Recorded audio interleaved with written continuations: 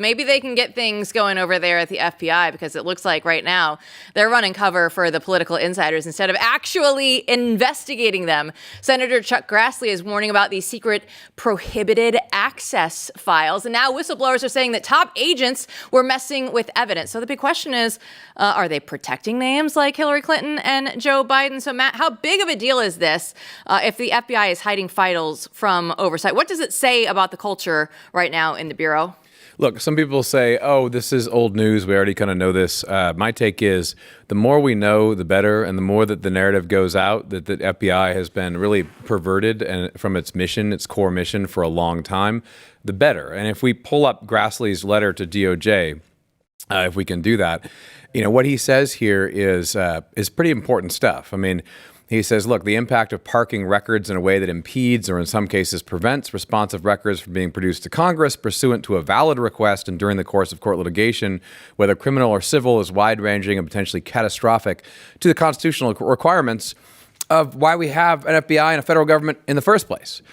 So what he's saying is, hey, a lot of my oversight requests over the years have been, thwarted because of these special code words and, parking documents in places where they can't be found. So, good for them for pulling this out. The more we have of this sort of thing, the better.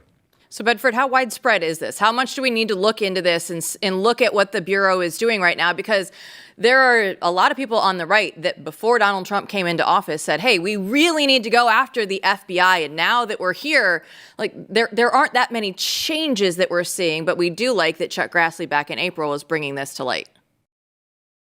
It's good to see that from Grassley. I know that Kash has got a hard slog ahead of him.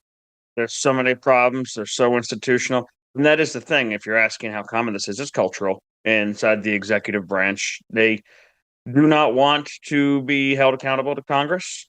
They don't want they don't want Grassley asking them questions. They don't want Democrats asking them questions. They don't really want anybody asking them questions.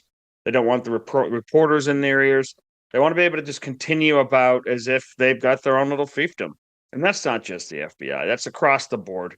They're such a pain in the butt to actually report on or keep track of. And thank God, actually, for Chuck Grassley, because he is old enough to remember when the Senate actually did oversight and when the Senate actually demanded answers and when the Senate actually did supervise and oversee the executive as much as it possibly could. And that's not even something that happens with a lot of the younger guys. They don't even know how to do it. They don't know the first step. They think, oh, oversight, that means go on Fox, right? No, it doesn't. It means you have to demand these documents. And you have to understand that they're not always going to tell you the truth and that they're not always going to give you everything that you need. And you have to keep on digging and you have to work. And you have to work with moles. You have to work with whistleblowers. You have to work with reporters sometimes. You have to work with all different types of folks to investigate our own government and try to figure these out. Investigations are much harder than regular reporting because, generally speaking, or at least the interesting ones, the subjects of your investigation don't really want you looking there, and they don't want to give you the answers. So anybody that's going in and saying, oh, the FBI, they should go through and fix itself, like what is the way to actually do this, Matt? When we look at all the systemic problems that we see, how do we actually get some actionable items moving forward? Well, I mean, the phrase that I like to say over and over again that makes everyone nervous is actual structural reform of how these agencies operate. That almost seems like a pipe dream at this point when you see the cultural rot and just the way in which they operate as a whole. As Chris says, this isn't just about the FBI, but the FBI is a good example of it. So if you look at what we're doing now, I mean, the negative Nancy would say, well, stuff is all we're talking about 10 years old. I mean, we're going back not to the Hunter Biden laptop. We're going back to the Anthony Weiner laptop, which people have forgotten about. But I think it has to start with a narrative in the press and with the base of how bad things are, going through all the past injustices. But at the end of the day, we're going to have to come up from 10 years to 5 years to 4 years, right, all the way through the end of the Biden administration with this stuff uncover it all and get it out there, and then use that to say, here are the massive reforms that are needed now. And that means changing the way in which the Bureau operates. That means changing its culture. That perhaps means changing, again, like some structural elements as to how, the actual operation works. And that would also mean getting rid of a ton of people who are still there. I mean, tens of thousands from really the Obama era, or who represent the Obama era. So there's a long way to go. But it is helpful to go through some of these details and recount the sort of thing that's been going on there for a long time. But if you go back and some of these details that we were reminded of this weekend with this report from John Solomon, and you think about what the FBI was actually doing, right, in the past. I mean, you got Randall Coleman writing a memo to file the day before the 2016 presidential election. Why? Because he wants to say that the Anthony Weiner sexting case, they discovered these emails relevant to the Clinton email investigation. Nothing's done about it. I need to make a note of that, right? And then Kash Patel's team also discovering, the stuff about the Bill and Hillary Clinton Foundation, and then putting a, pause on that where Yates says, shut it down. We've reported on that before. And then you also have convicted former agent, Charles McDougall, who's leaking information to a Biden-related Chinese company. I mean, this is what the FBI has become. By comparison, Donald Trump looks pretty spotless, no? Yeah, he does. I mean, this FBI, I was just talking with Sarah about it on the way down so I could bone up on all my internet. This is my sick outfit. This is my work from home sick outfit, by the way. Still wearing a collar. Always wearing a collar. I don't leave my bedroom without shoes on.